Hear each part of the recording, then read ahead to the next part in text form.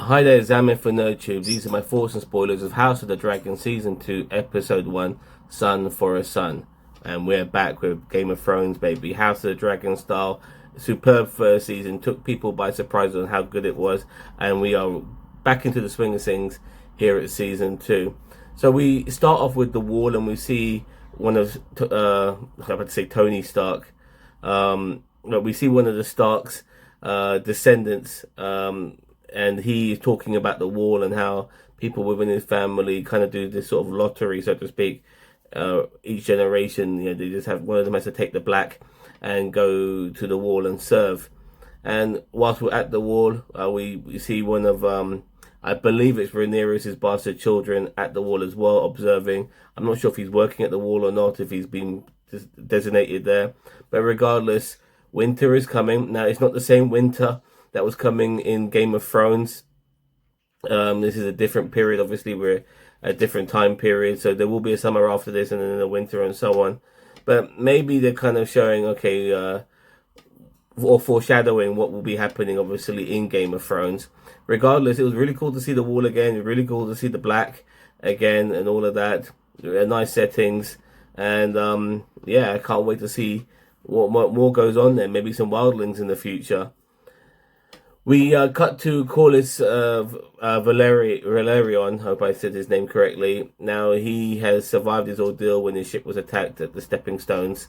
And he's indebted to one of the crew guys or one of the people working at the docks who pulled him out of the ocean.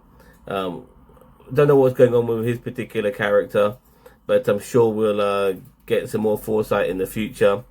We do see the Green Army when they're talking at their table, discussing plots and plans, because in a way, war is upon them regarding what happened to the Black Army when one of Rhaenyra's children was killed. So they are obviously planning things.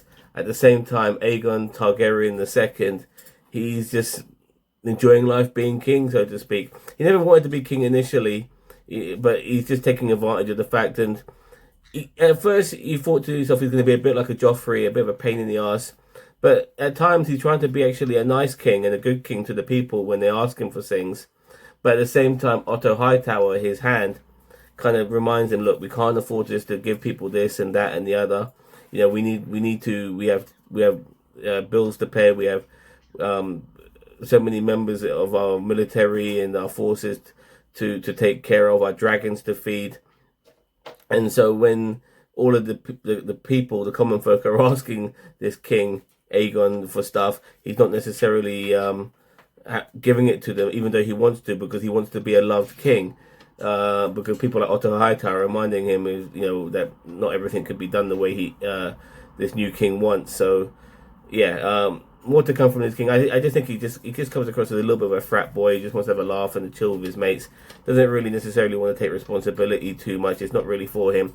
He wants his younger brother, Aemon Targaryen, to do that, but that's not necessarily allowed. You can't just relinquish your kingship and give it to your younger person. The only way that can happen is if you die, obviously. Now, regarding Rhaenyra, I hope I did say her name correctly. She's in mourning. Her son died if you remember, when he was battling Aemon on their dragons at the end of last season. And you pretty much see her throughout this season, or this episode, just crying all the time. There's one moment where she finds her the wing of her son's dragon washed up upon a beach, and she checks it out, and just more mourning, more crying. She's really fucking unhappy. And Matt Smith's character, Daemon Targaryen, bloody hell, these goddamn Targaryens in there and their names. Regardless, he wants to settle this score once and for all, because he can't have his wife constantly in mourning. They need to get their shit together. So he pays some dudes to kill Aemon Targaryen. And these dudes, one of them doesn't like Otto Hightower either, so he's happy to do the job. Another dude is a rat catcher, and he's in debt, gambling debt, so he's going to get some money from Daemon to pay off his debts as well. So they do the deed, and you see them because they're rat catchers. They're allowed to go around the King's Landing, I believe, and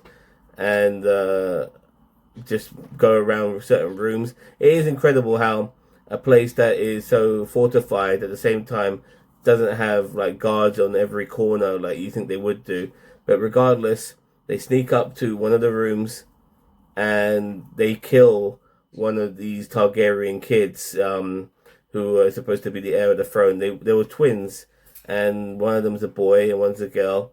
And they capture the mother and they ask her which one's the boy, and she reluctantly gives up her son. And you hear them like killing the kid. I mean, they don't pull any punches. They slaughter that child, and then they run off. There's one moment where I think the whole place is gonna fucking burn down, because you see the cliche of somebody carrying a flame lit torch, and then the torch falls on the ground, and you think shit's gonna start burning, but that's not necessarily the case. And I'm glad that cliche never happened. Regardless, now we've got a son for a son.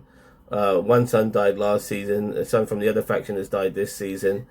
And yeah, shit's gonna hit the fan for sure once people find out. And the funny thing is that when Helena Targaryen, the mother of those twins, she goes running into Alicent Hightower's room. She's busy fucking Kristen Cole, because her and Kristen Cole have got something going. We see it at the beginning of the episode where Kristen Cole's eating her out, and then at the end of the episode, she's fucking riding him like a fucking horse. So yeah, them two have been kind of had, so to speak. But I don't think Helena really gives a shit. One of her kids has just been killed, and that's how the episode ends. So yeah, we'll see what happens next week. What a fantastic episode. Craziness. Game of Thrones is so back. It's so good. I know this is not Game of Thrones. I know this is a spin-off, but you know what I mean. This is so good. This is really good stuff. Doesn't pull its punches. Really shocking scenes. Not for the sake of it, but making you understand that, yeah, we can go there when we have to go there, and we're not going to pull our punches. And it makes sense why they did it. You know, there was no last-minute save or any shit like that, which is so cliched in Hollywood. They went there. And they went there because it made sense to go there regarding the whole storyline. And then certain people you might have rooted for now, well, they did an eye for an eye. You know, one of their children was killed, so they paid some other dude to kill somebody else's kid as you know, as revenge. I mean, what does that make them? You know, and obviously Matt Smith's character of Daemon Targaryen is a fucking asshole. There's not this particular order wasn't necessarily given by Rhaenyra, who's a lot more who seems to be a lot more nicer, I guess. But regardless, she's intertwined with this faction. Daemon's her husband, so yeah, she's joined at the hip with this guy, and yeah, they're making the rules.